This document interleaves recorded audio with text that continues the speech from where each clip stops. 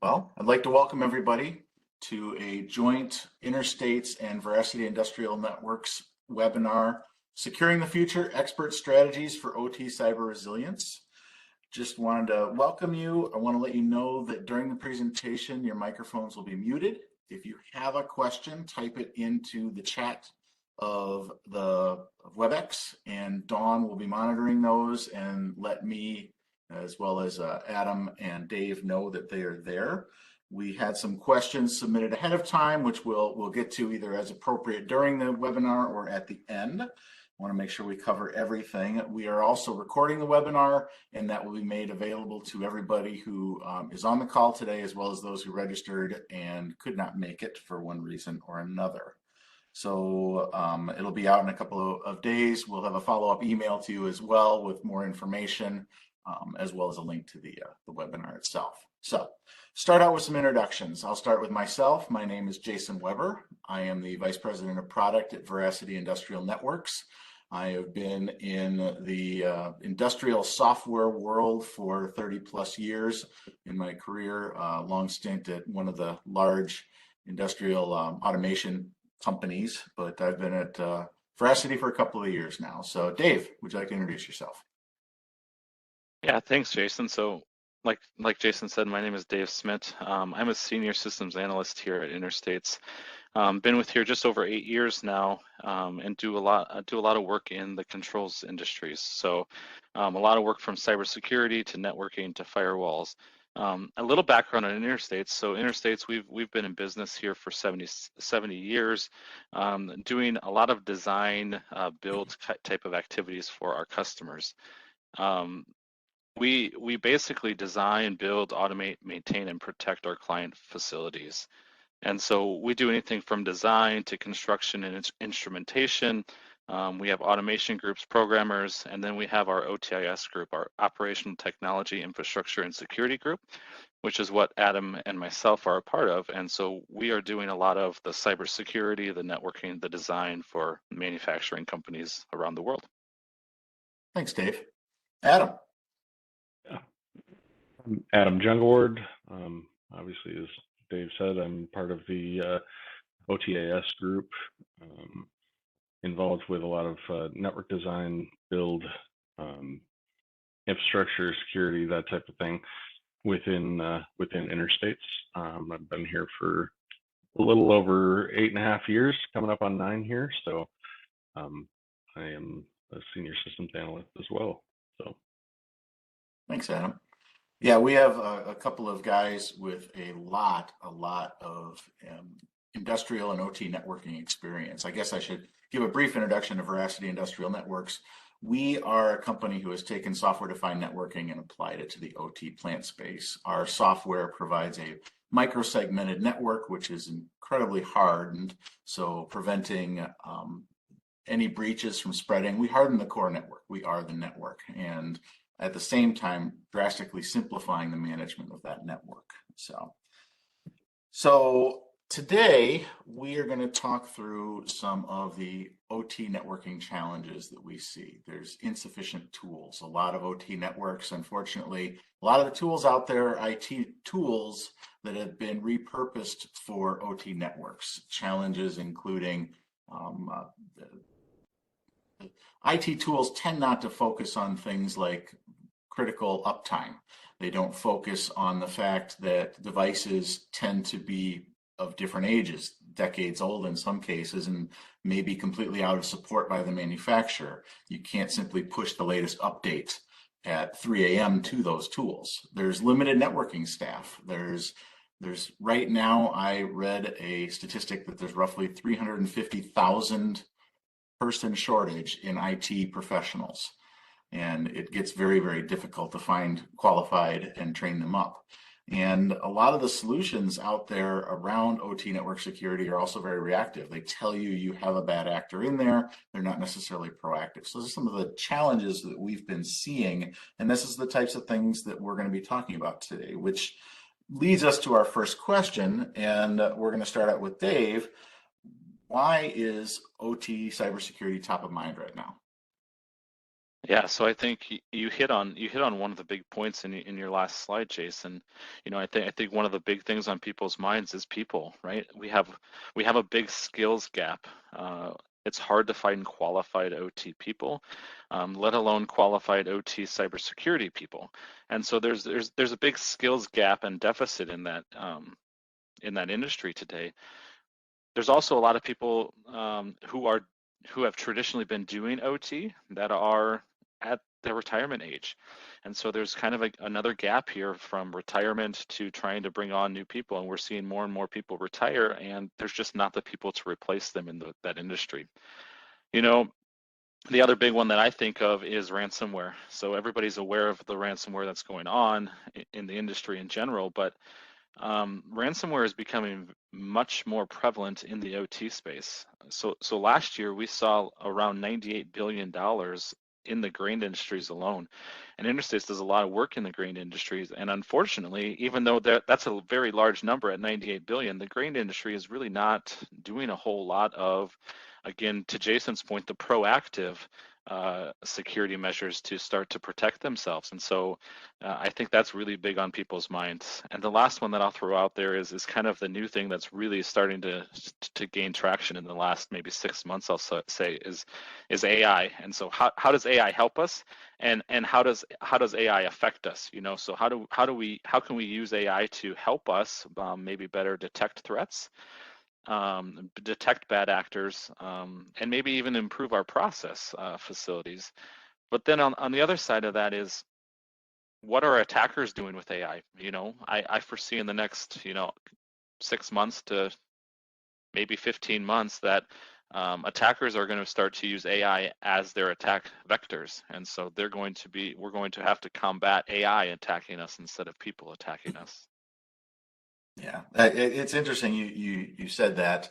There's two things that come to mind in response to what you said. First of all, I was just at the CS4CA event, which is cybersecurity for critical assets up in Calgary, and the tagline for it was the year we finally take IT or OTICS security seriously, which I thought was kind of interesting. And then you also mentioned ransomware, and another statistic that jumped out at me that I saw, and I don't remember where I saw it right now, was that roughly 25% of food manufacturers that suffer a ransomware are out of business within 18 months of that occurring. And that, to me, there's a lot of small food suppliers out there, and that was sort of a shocking statistic. Adam, do you want to add on to this? Yeah, for sure. So the points that Dave brought up are absolutely true, but some of the other things that we deal with in the OT environments is we're typically dealing with older technology and older equipment and older standards for what security should be. And it could be from your integrators that may not know how to do anything better or implement a safer and secure environment. It could be from vendors that are not actually updating their software or their technology to integrate some of those safety or security measures within their products. But it's also often,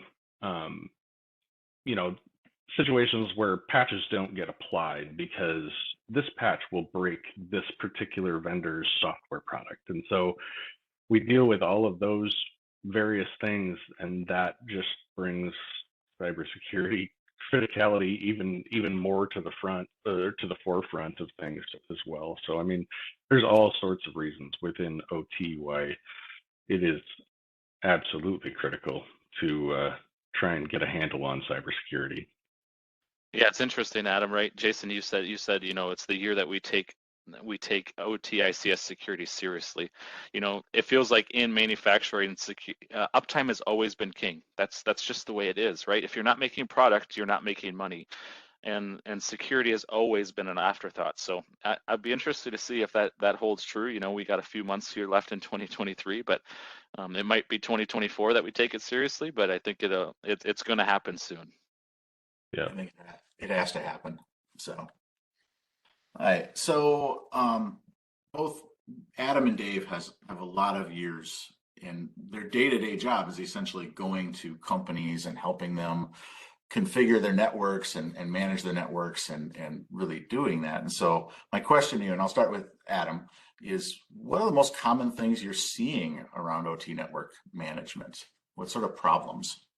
So I think, some of the big ones, they've alluded to the people issue earlier, and with staffing issues with older, more experienced engineers going out and retiring, and newer kids coming in, younger people coming in to kind of take over some of those roles. I think one of the biggest problems is for OT networks. A lot of the management of those OT networks is often just delegated to somebody. So a new guy comes in and he has a role, and all of a sudden he gets a new role and he gets to also manage the OT network, where he may not have the experience to manage that network. So that learning curve is a struggle. Also, there's a large distrust in general between the OT environment and the OT employees with IT. IT has a terrible habit of doing whatever it is they want to do whenever they want to do it, and it is in the interest of security, but it is also going to cause potential problems for production and for uptime. You can't reboot that HMI just anytime you want to. You have to have it scheduled. It has to be at a specific time. Dave, you want to jump in? Yeah, so I think the challenge that I see a lot of people facing is it's more around we don't know what we don't have. And I think we'll touch on this maybe a little bit later too, but it feels like a lot of customers simply just don't know what they have in their environment. Whether that's from, I don't know what network switches I have, I don't know what software I'm using, I don't know what my network architecture looks like. We just don't know. And if you don't know what you don't have, it's really hard to manage anything. You can't manage it, you can't troubleshoot it, because you just have lack of visibility and knowledge. And then a little bit on probably the same lines from Adam's is just time. It feels like a lot of times the network management is typically an afterthought for some of the reasons that Adam mentioned, right? It's an add-on role. It's another hat that they have to wear. If things are working, we're not going to worry about it. We're not going to look at things. We're just going to hope that nothing happens in the future and just kind of let it be. And in addition to that, I think there's a knowledge gap as well. I was actually just looking at a customer of ours a couple of days ago that had some configurations out there, and they've been experiencing some problems. And as soon as I looked at some of their network configurations, it was very apparent why they had problems. There was very lack of configuration, lack of knowledge. You can't just go and take something out of the box and plug it into the network and expect it to work. And so there is that expertise there, and it goes again back to the people, where the people aren't there to be able to support it properly. Yeah. Right. So starting a cybersecurity journey can be very daunting, and a lot of people look at it. If you just Google OT cybersecurity or network cybersecurity, there's all the top vendors pop up. There's all sorts of things in there. But in your opinion, and we'll start with Dave on this one, what are the first one or two steps that you really should look at if you're starting from ground zero? And we know there's a lot of customers that just have a flat network out there they haven't done anything yet. They're trying to figure out what they want to do. What are the first one or two steps they should do as they start down this journey? Yeah, so I would say the first thing to do before you even start implementing any kind of solution is understand, what is your risk appetite? What are you willing to lose? And define that. Is that a specific amount of downtime? Are you willing to lose a specific amount of data? Is that a specific amount of money? Understanding what risks you're willing to tolerate is critical, because that allows you to back in and create your solutions based on that. That's your baseline, and if you don't have that, you can create solutions all day, but they might not meet your end objectives that you want. So understand your risk appetite is first.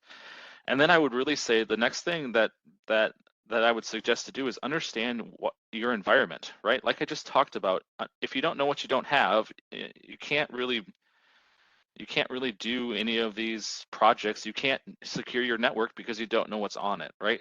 And so that could be anything from creating an asset inventory. So there's lots of tools out there today that can help you create an asset inventory. If you just have to create an asset inventory in an Excel spreadsheet to get started, do that, right? Understand what you have.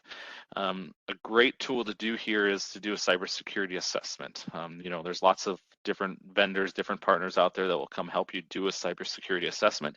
And that'll kind of look at all of these things, right? Do you have an asset inventory? And what is your risk appetite? And what are your policies and procedures for people? All right, thanks, Dave. Adam? Yeah, I would say those two first steps are absolutely the first steps. Once you get past that, then you can worry about kind of developing that future state design based on some of those industry standards, and worry about rolling out your implementation after that. But steps 1 and 2 are absolutely critical as your first steps. Okay. So we're going to jump into the next part of our webinar here. And this is actually a case study. Interstates had some challenges around their prefab shop, and I'll let Adam describe what a prefab shop is. But they went through there, and they went through some of the same journey that we're talking about customers need to go through internally. And so, Adam, can you start out with defining what a prefab shop is, but then also talk about some of the issues and challenges you guys had that you needed to address as part of your cybersecurity journey? Yeah, for sure. So our prefab shops, our prefabrication shop for our construction group. So we have a lot of construction jobs, and this is electrical construction primarily, but we do have some OT type construction as well, where they're actually doing pipe racks, and they're building basically the infrastructure for a job within a shop environment. So, it's a lot safer and a lot easier to be able to do your pipe bends and your welds and everything else in a controlled environment, rather than having to do it on a lift or outside in the middle of the winter, or whatever the case is. We do a lot of prefabrication of those pipe racks and various other pieces that are needed for the construction crews to be able to install. So that's the overview of the prefab shop and what it is. But as you can imagine, having pipe benders and presses and various other things, there's a lot of OT minded equipment there. So it's not necessarily PLCs, but we are working with CNCs and various other equipment like that. So we often have older operating systems running on them, or they are just older in general, just because it's a $500,000 piece of equipment. You can't just go out and buy a new one when there's a security update that needs to be made. So that was kind of the big push, or the big focus on the prefab shop. It is basically our OT environment for Interstates. So it's not directly it's not a direct correlation to OT, but it's as close to what we have. So the problem that we had was we didn't have any isolation of that prefab shop from the rest of the Interstates network, or from the rest of the world. It was basically just on the network and doing what it needed to do. Any system that had an Ethernet port, it was getting plugged in. It was on the office network, that type of thing. Yes, we did have it on a different VLAN, but there was no real isolation other than that. So we also have systems that have to be remotely accessed by vendors for support. We have users transferring data to these machines, and they're using things like USB thumb drives, which everybody can roll their eyes about that being a terrible security practice in and of itself. But that's how they were getting files to some of the machines. They would copy a file onto a thumb drive, they would run it over the machine, and they would do what they needed to do, either bend their part or have their CNC cutting made or whatever. The other option was they would sometimes email it to themselves. So they could actually send it via email and would send it to another email address that they could actually access from the machine. And so they're going out to the internet to access this file. Well, we know that email in and of itself is not secure. It is not encrypted most of the time unless you have a specific encryption product that you're using for email. So that's not a safe way to do it either. So it was just really inefficient for the users. We also, like I had mentioned, we had remote support for the vendors. They would have basically VPN access to the control shop or to the prefab shop and be able to connect to the machines that they supported for updates or for reboots or for troubleshooting, gathering logs, that type of thing. So they had VPN access, and in a couple instances, I feel like they even had it was basically a remote access team viewer. I think it was team viewer. They had team viewer access to some of these systems directly from the internet as well. So as everyone here can guess, none of those things is going to work out very well in the long run. And then the last real push for it was we had some cybersecurity insurance requirements that we had to address. We were going through our cyber insurance renewal, and the insurance company said, whoa, wait, you have to make some modifications or we're not going to cover you, or you're going to have to pay this premium instead. So there were a number of reasons and issues that we wanted to address surrounding the prefab shop. So those are kind of the key issues that we were running into. Okay. Well then, so as you were looking at and evaluating your challenges that you had here, what sort of things came into play as you were evaluating possible solutions? What did you think about before making your solution? How did you go through that process? So there were a number of resolutions or things that we wanted to address. And so we looked at a few different options. One of those was an SDN network. So SDN is software-defined networking. It is a new and unique way to secure your network. So we wanted to look at what vendors were out there that had an SDN solution. And, as we all know, I'm sure some of the big box network resellers or sellers rather have their SDN solutions, and we did look at some of those, but the majority of them they weren't focused on OT, they were focused on IT, and were all really extremely expensive. Some of them you had to buy 4 to 5 different software packages for it. You were often locked to vendor switches. There wasn't a whole lot of flexibility in some of those things. So we had looked in that direction. We did also evaluate some other, less expensive options like implementing ACLs on switches. And ACLs, while they absolutely will do a lot of what you want to have done, they still don't give you the same type of security level that you're really looking for. The complexity of managing ACLs on an ongoing basis, it's not scalable. Unfortunately, this was a small environment, so scalability wasn't terrible, but it's still complex and just a little more difficult than it needs to be to maintain. And it also didn't meet some of the other requirements that we had for being able to have scheduled network changes or specific times when vendors could access or not access equipment, that type of thing, which SDN did give us that. So we started looking at some other SDN solutions, and yeah, I guess I don't want to lead too much into where we go from there. So, well, Dave, I'll just let you pick it up from here. Yeah, so ultimately, what did we implement, right? So we're here today because we implemented Veracity, and we believe in the Veracity uh, network controller, right?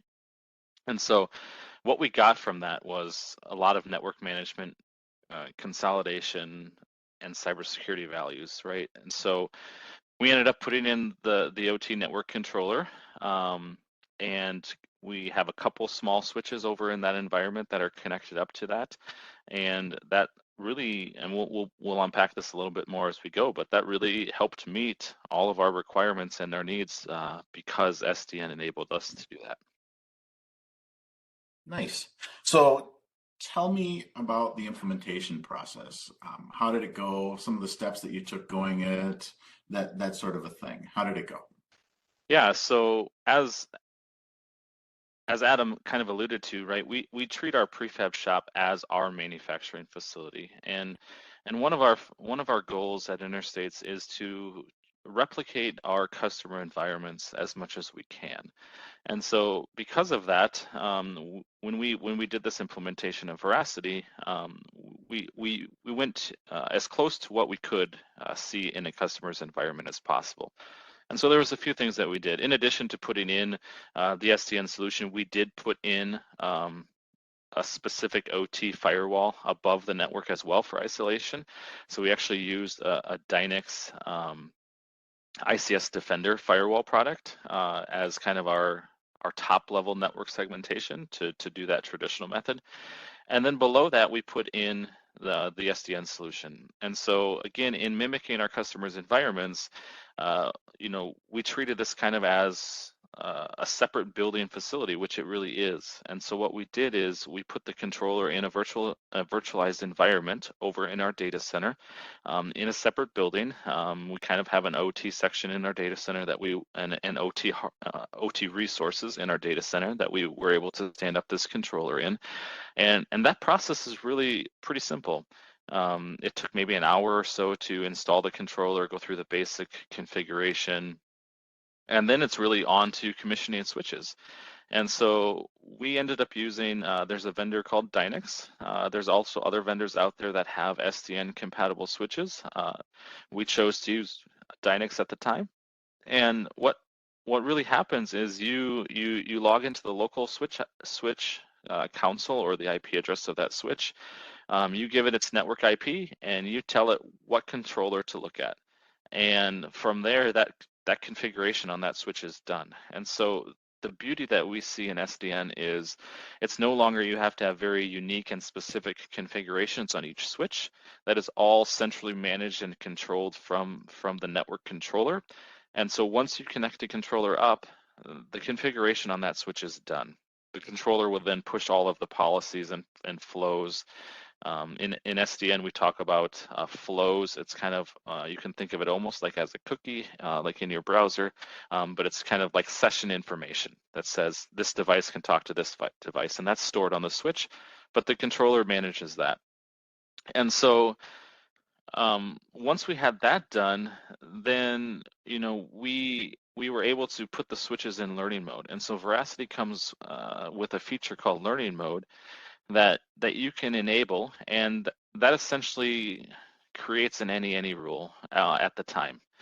So Veracity is denied by default, and until you put any rules into the controller, it no traffic passes at all. And so when you put it into learning mode, essentially you're saying, I want to learn the traffic that's flowing through my switches, and I want to learn the traffic that's on my network. What then happens is the Veracity controller will capture and record and basically build, if you want to think of it as in a traditional firewall, build rules for that traffic. And so all of that traffic is then monitored and learned, and you have a rule base that has the traffic that's there. From there, then you can go and kind of prune out that traffic and understand what you need, what you don't need, and analyze that and really control and lock down that SDN solution. And so one of the beauties that we saw in Veracity and SDN was the ability to implement in phases. And so what we could do is we could install the new SDN switch alongside of our existing traditional switches.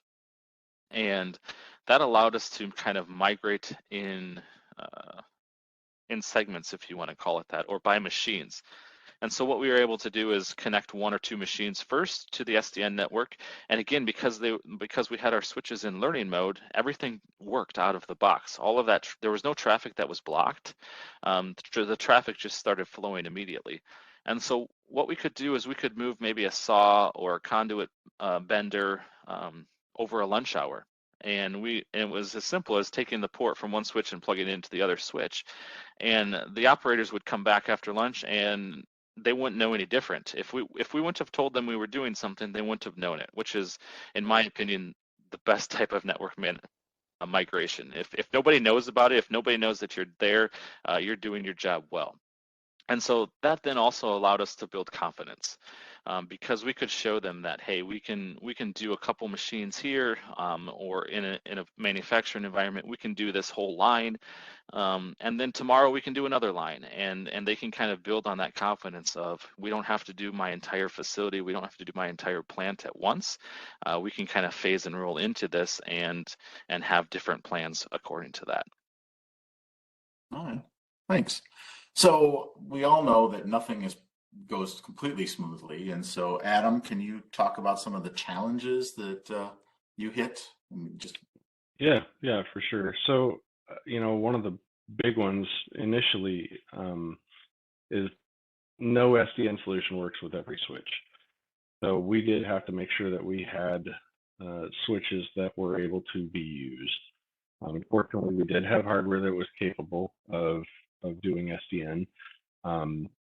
And you can look at some of the new Cisco 9300s or the new 9K series catalysts do support it. So we were able to take advantage of some of that equipment that we already did have, and making sure that we were able to support that SDN network. And then obviously we had those Dynix switches, which we knew supported SDN as well. So that was one of the struggles.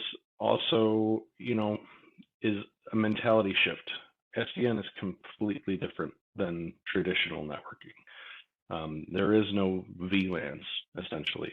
You're not dealing with anything like that. You are really dealing with point-to-point communications.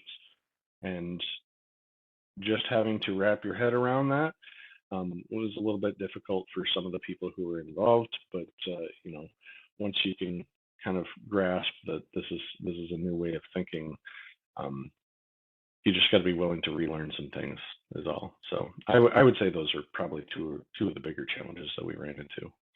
I'll add one more to that, Jason. So, I talked a little bit about previously understanding what your environment is and knowing what you have, and I fully acknowledge that that's a harder task to do than it is to say, right? And so we kind of learned some of that ourselves as we went through this. We had some assumptions going into this project that we knew what operating systems were running on our systems, for example. Turns out during the migration process, we found out that one of our vendors who had installed the skid actually installed Windows 10 Home instead of Windows 10 Professional. And or maybe it was even Enterprise. It was they had installed Home though.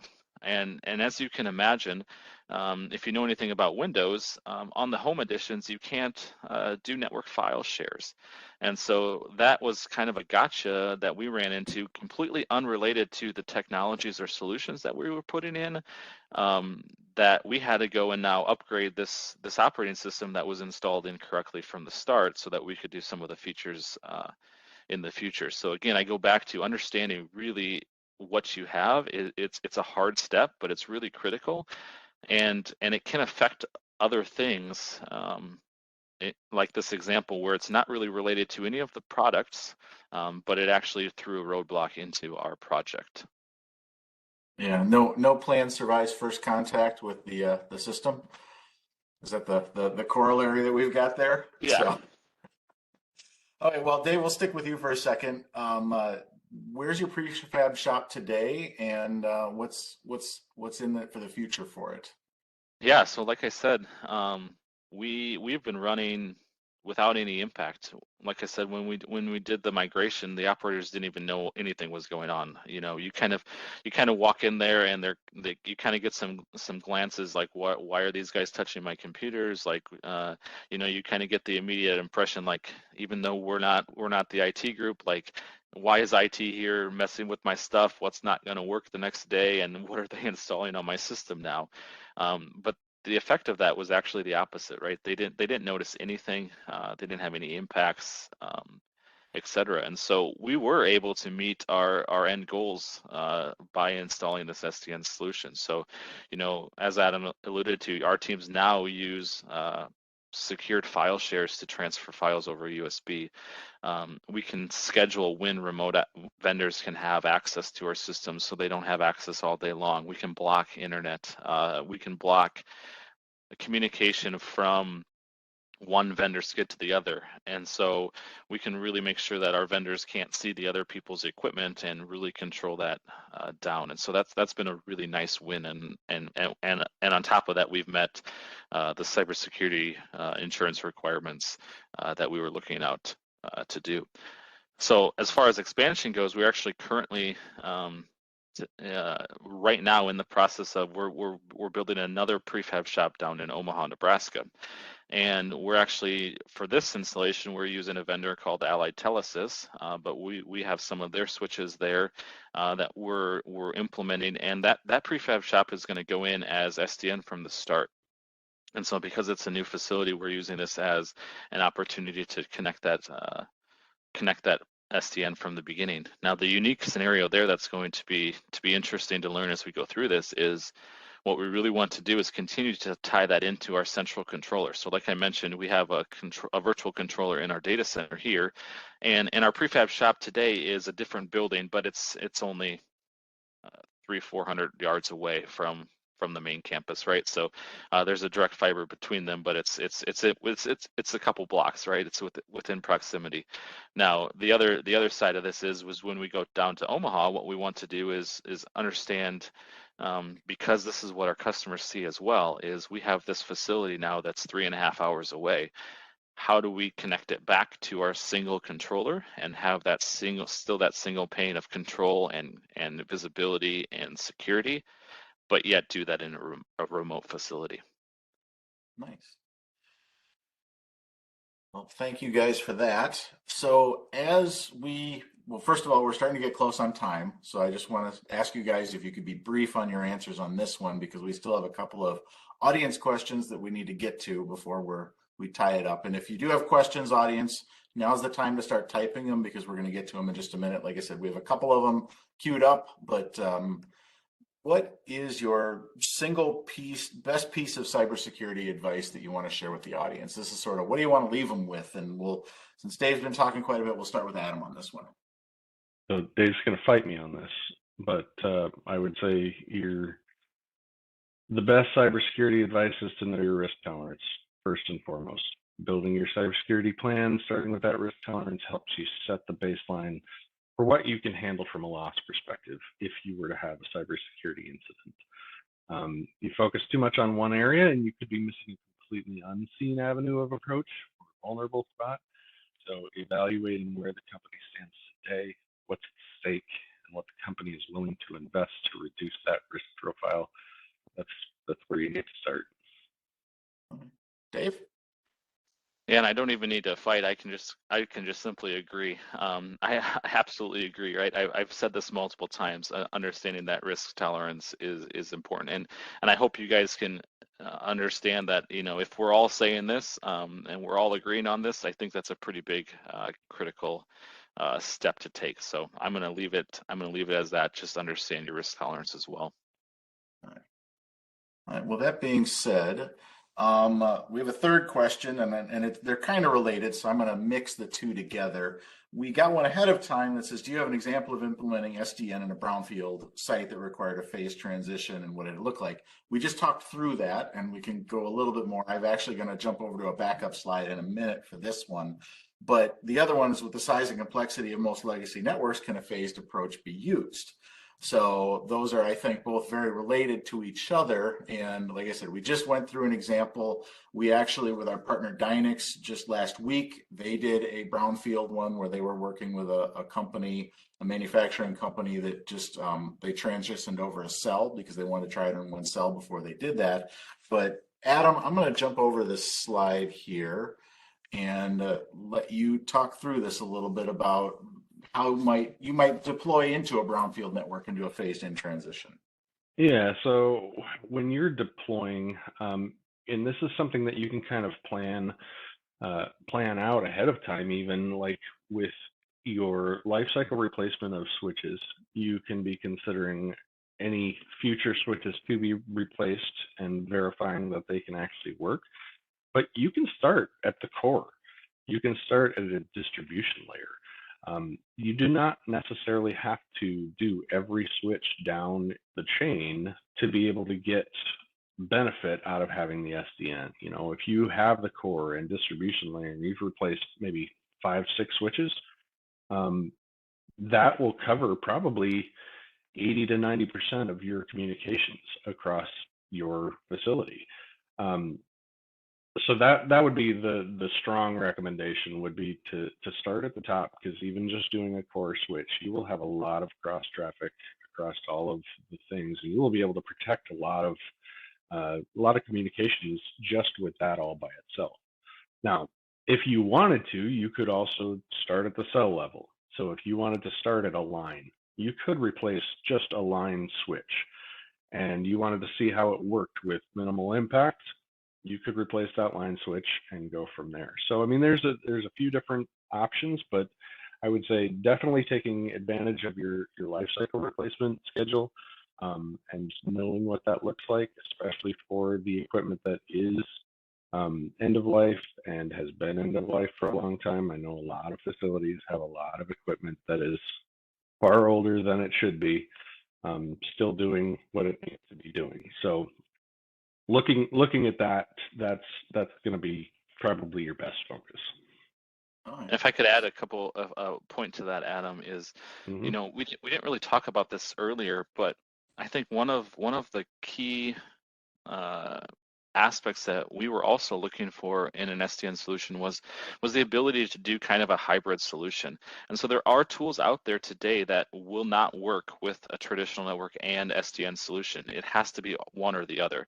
And that was a big value to us, and I think that's a value that Veracity brings to the table, is you can do this architecture where you can still have, if you so choose, to have traditional VLANs below with your different lines, with your different cells, and yet still use SDN above, and the Veracity solution supports passing those VLAN tags and understanding how that traffic communicates. And so understanding when you look at tools is if you can do a hybrid mode is really critical to know too. Yep. So we'll jump back up to the audience questions. There's one other one I think we have time for, then we're pretty much up at the edge of time, and we'll wrap it up quickly for everybody. But when looking for a switch, how would you know that it's compatible? What are you going to look for in a switch? And I'm going to answer the second half of it. Is there a list of compatible switches? Yes, on the veracity.io website, there is a list, but Dave or Adam, I don't know who's going to take this one. What would you look for? We'll just say Dave. What would you look for to know that your switch is going to be compatible? Yeah, and so there's a couple of things to look for. Some of them will just brand it as that, but really the key item to look for is, do they support OpenFlow? And I'll take it back to a little bit, depending on what controller you're using, it could vary as well.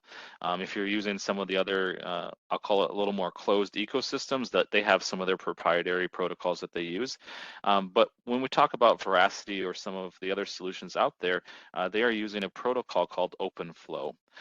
This is different than NetFlow, so don't confuse the two, but OpenFlow is kind of an open source standard on network communications. And so really what we're looking for here is a switch that does support OpenFlow. And that's the protocol that allows this. So essentially, OpenFlow allows the switch to communicate with the controller and build the flows. And so that's the critical point. All right, thanks, Dave. So we have some resources here that you'll get shared in the follow-up email. First of all, sort of a beginning to end and all the various terms that you see in OT cybersecurity, there's a buyer's guide that we've published, and it's way more than just SDN. It's about firewalls and intrusion detection software, and I think there's about 7 or 8 different categories in there that's worth a read, especially if you're really trying to figure out where you want to go. There's a little bit of guide in there that's a rough estimate of how much it would cost to do it, the complexity to do it, who's it best for. There is also a government agency called CISA, and they have a cybersecurity performance goals guide. And what this is a checklist of what you should be looking into. The buyer's guide that we have at the top is really about technologies you can apply. The performance goals is beyond that, even into training personnel, into what sort of rules and regulations as a company should you have beyond just the technology, but it also includes technology pieces. So that's a good one. And it's relatively simple the way it's written. Finally, we have a little bit of a deeper dive into it, and 62443 is the ISA IEC standard for industrial control systems and how to lock them down. There's a lot of detail here. There's a lot of information and a lot of goals that they put forward that you can take a look at. There will be links to all of this in this presentation. And then finally, I just want to thank our panelists. Dawn, first of all, thanks for the organization and help. There's also somebody who's lurking named Carly, who has also been quite instrumental in putting this together. Dave and Adam, you guys, I learned so much when we talk, and I really appreciate your time and lending your expertise. I want to thank the audience. I know everybody's busy. I appreciate you spending the time with us today. Hopefully this was worthwhile. Interstates is a trusted integrator. Recommend visiting their website, interstates.com. If you want to learn more about Veracity, please go to veracity.io, and there's a lot more information, a white paper about the product and everything else that you could hope to learn. So, and then reach out to either company with questions or any of the panelists if you feel like it. So thank you very much. Appreciate your time, and we will hopefully talk to you soon. Thanks. Thanks, Phil. Thanks for having us, Jason.